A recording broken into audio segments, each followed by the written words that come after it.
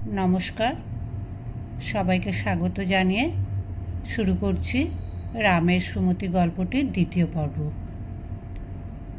मास दुई परे एकदिन तिनि नदी हইতে स्नान करिया पूर्ण कलश नामाइया राखियाई बलिलेन, नेतो से बाँदरटा कोथाय? बाँदरटा जे के ताहा बाटिर सकलेई जानित। नेतो बलिल, छोटोबाबू এই তো ছিল, ওই যে ওখানে ঘুড়ি তৈরি করছে। नारायणी देखते पाइया डाकलेन, एदिके आय हतभागा, एदिके आय, तोर জ্বালায় कि आमी गलाय दড়ি दिए मरब? रामलाल आधखाना बेलेर भेतर हইতে काठी दिया खुঁচাইয়া आठा बाहिर करिते करिते काछे आसिया दाঁড়াইল। नारायणी बलिलेन, साঁতরাদের এক মাচা শশা গাছ কেটে দিয়ে এসেছিস কেন? তারা আমাকে কাটতে দেখেছে? তারা দেখেনি, আমি দেখেছি। কেন কেটেছিস বল? আমাকে বুড়িমাগি अपमान करले केन? नारायणी जलिया उठिया बलिलेन, अपमानेर कथा परे हबे, तुई चुरी करछिली केन ताई आगे बल। रामलाल रीतिमतो बिस्मित क्रुद्ध हइया बलिल, चुरी करछिलुम? कखनो ना, एतटुकु एकटु शशा निले बुझि चुरी करा हय? नारायणी आरो जलिया उठिया बलिलेन, हाँ बादर, 100 बार हय। बुड़ो धारी काके चुरी करा बले ओई कचि छेलेटा जाने। दाঁড়িয়ে থাক এক পায়ে, পাজি দাঁড়া বলছি। এ বাড়িতে কচি খোকা গোবিন্দ ছিল রামের বাহন। 24 ঘন্টায় সে কাছে থাকিত এবং সব কাজে সাহায্য করিত। রামের হুকুম মতন এতক্ষণ সে ঘুড়ি দৌড়িয়া ছিল। গোলমাল শুনিয়া সেটা ছাড়িয়া দিয়া মায়ের কাছে আসিয়া দাঁড়াইল। রাম ইতস্তত করিতেছে দেখিয়া চট করিয়া বলিল, কাকা দাঁড়াও এক পায়ে, এমনি করে বলিয়া সে একটা পা তুলিয়া দাঁড়াইবার প্রণালীটা দেখাইতেছিল। রাম ঠাস করিয়া তাহার গালে একটা চর কষাইয়া দিয়া পেছন ফিরিয়া এক পায়ে দাঁড়াইল। নারায়ণী হাসি চাপিয়া ছেলেকে কোলে তুলিয়া রান্নাঘরে গিয়া ঢুকিলেন। মিনিট দুই পরে ফিরিয়া আসিয়া দেখিলেন সে তেমনই করিয়া এক পায়ে দাঁড়াইয়া কোঁচার খুঁট দিয়া ঘন ঘন চোখ মুছিতেছে। নারায়ণী বলিলেন, আচ্ছা যা হয়েছে আর এমন করিস নে। রাম সে কথা শুনিল না, রাগ করিয়া তেমনিভাবে এক পায়ে দাঁড়াইয়া চোখ মুছিতে লাগিল। নারায়ণী কাছে আসিয়া তাহার বাহু ধরিয়া টানিতে গেলেন। সে শক্ত হইয়া দাঁড়াইয়া প্রবল বেগে ঝাড়া দিয়া তাহার হাত সরাইয়া দিল। তিনি হাসিয়া আর একবার টানিবার চেষ্টা করিতেই সে পূর্বের মতো সবেগে ঝাড়া দিয়ে নিজেকে মুক্ত করিয়া লইয়া এক দৌড়ে পলাইয়া গেল। ঘণ্টাখানেক পরে নৃত্যকারী ডাকিতে আসিয়া দেখিল চণ্ডীমণ্ডপের ওধারের বারান্দায় পা ঝুলাইয়া খুঁটি ঠেস দিয়া রাম চুপ করিয়া বসে আছেন। নৃত্যকালী বলিল, স্কুলের সময় হয়নি ছোটবাবু, মা ডাকছেন? রাম জবাব দিল না, যেন শুনিতেই পায় নাই, এইভাবে বসিয়া রহিল। নৃত্য সামনে আসিয়া বলিল, মা চান করে খেয়ে নিতে বলছেন। রাম চোখ রাঙাইয়া গর্জিয়া উঠিল, তুই দূর হ। কিন্তু মা কি বলেছেন শুনতে পেয়েছ? না পাইনি, আমি নাবো না, খাবো না, কিচ্ছু করবো না, তুই যা। আমি গিয়ে বলছি তাকে, বলিয়া নৃত্যকালী ফিরিতে উদ্যত হইল। রাম তৎক্ষণাৎ উঠিয়া খিড়কির এঁদো পুকুরে ডুব দিয়া আসিয়া ভিজা মাথায় ভিজা কাপড়ে বসিয়া রহিল।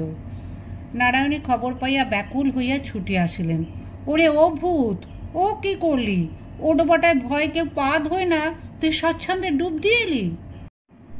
তিনি আঁচল দিয়া বেশ করিয়া তাহার মাথা মুছাইয়া দিয়া কাপড় ছাড়াইয়া ঘরে আনিয়া ভাত বাড়িয়া দিলেন। রাম বাড়া ভাতের সম্মুখে গোঁজ হইয়া বসিয়া রহিল। নারায়ণী তাহার মনের ভাবটা বুঝিয়া কাছে আসিয়া মাথায় হাত দিয়া বলিলেন, লক্ষ্মী ভাইটি, এবেলা তুই আপনি খা, রাত্রে তখন আমি খাইয়ে দেব। চেয়ে দেখ, এখনো আমার রান্না শেষ হয়নি, লক্ষ্মীটি খাও। রাম তখন ভাত খাইয়া জামা পরিয়া স্কুলে চলিয়া গেল। নৃত্যকালী কহিল, তোমার জন্যই ওর সব রকম বদ অভ্যেস হচ্ছে মা, অত বড় ছেলেকে কোলে বসে খাইয়ে দেওয়া কি? একটু রাগ করলেই খাইয়ে দিতে হবে, ও আবার কি কথা? নারায়ণী একটু হাসিয়া বলিলেন, না হলে খায় না যে, রাত্রের লোভ না দেখালে ওইখানে একবেলা ঘাড় গুঁজে বসে থাকতো, খেত না। নৃত্যকালী বলিল, না খেত না, খিদে পেলে আপনি খেত, অত বড় ছেলে। নারায়ণী মনে মনে অসন্তুষ্ট হইয়া বলিলেন, তোরা ওর বয়সই দেখিস, বড় হলে বুদ্ধি হলে ওর আপনিই লজ্জা হবে, তখন আর কোলে বসতে চাইবে না খাইয়ে দিতে বলবে। নৃত্যকালে ক্ষুণ্ণ হইয়া বলিল, ভালোর জন্যই বলি মা, নইলে আমার দরকার কি?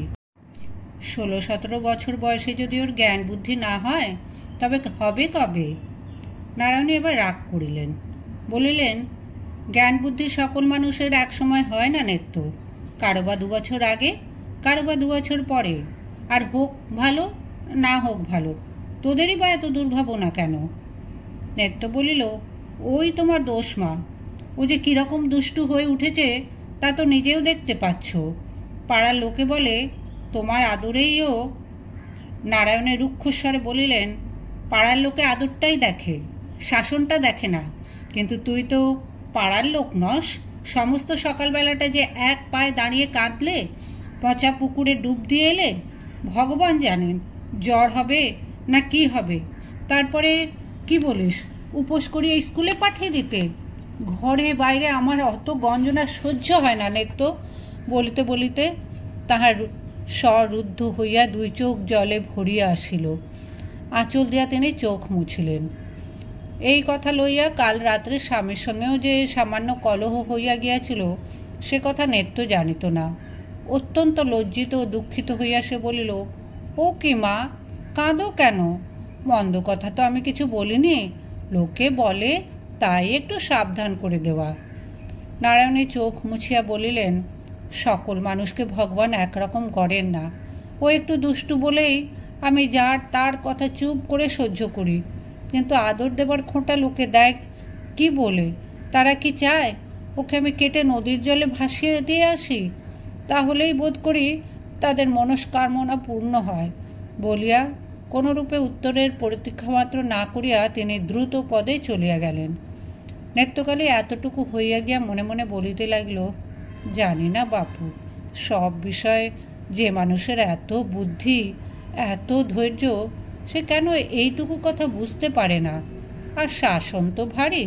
ছেলে 1 মিনিট এক পায়ে দাঁড়িয়ে কেঁদেছে তো পৃথিবীর রসা তলে গেছে। দাদার সঙ্গে বসে আহার করিতে রাম একেবারে পছন্দ করিত না। আজ রাত্রে ইচ্ছা করিয়াই নারায়ণে 2 ভাইয়ের খাবার পাশাপাশি দিয়া অদূরে বসিয়াছিলেন।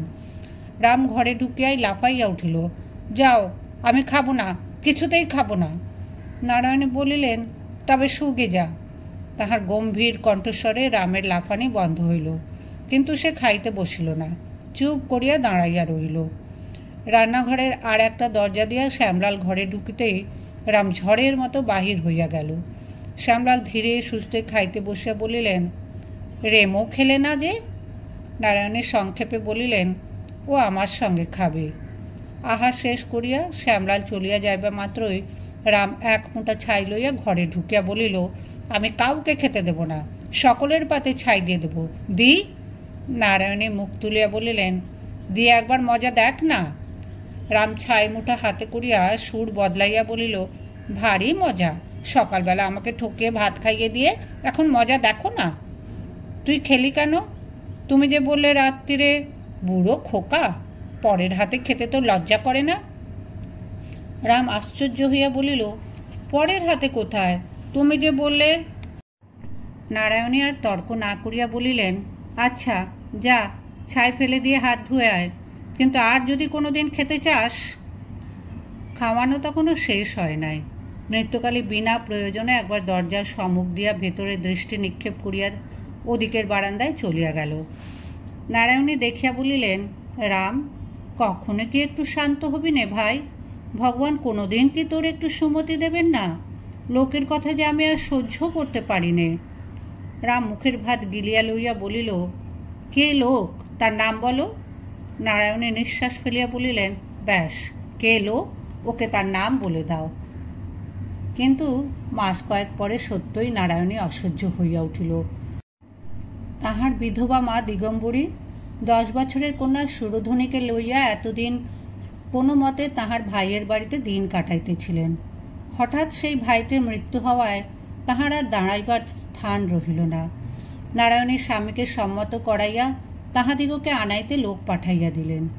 তাহারা আসিলেন এবং আসিয়াই দিগম্বরী মেয়েকে তো ডিঙাইয়া গেলেনই, সেই সুবাদে রামকেও ডিঙাইবার জন্য পা বাড়াইতে লাগিলেন। প্রথম হইতে তিনি রামকে বিদ্বেষের চোখে দেখিতে লাগিলেন।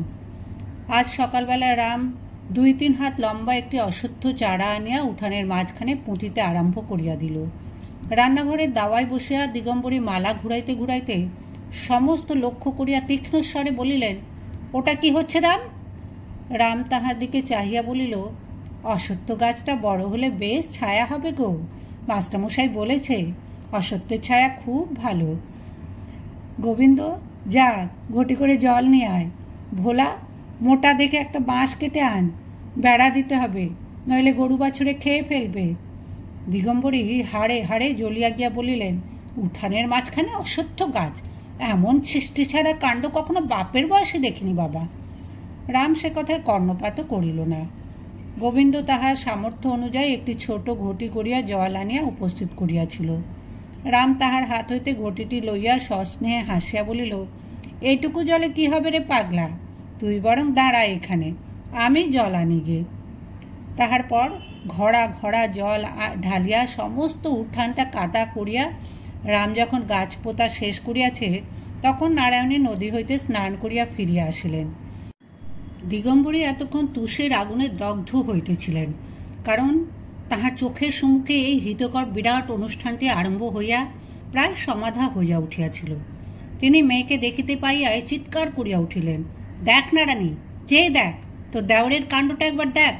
উঠানের মাঝখানে অশ্বত্থ গাছ পুঁতে বলে কিনা ছায়া হবে, আবার ওদিকে চেয়ে দেখ হারামজাদা ভোলার কাণ্ড, একটা আস্ত বাঁশ ঝাড় কেটে নিয়ে ঢুকছে, বেড়া দেওয়া হবে। নারায়ণী চাহিয়া দেখিলেন, সত্যই একরাশ বাঁশ ও কঞ্চি টানিয়া আনিয়া ভোলা উঠানে ঢুকিতেছে। ভোলা রামের প্রায় সমবয়সী। নারায়ণী হাসিতে লাগিলেন।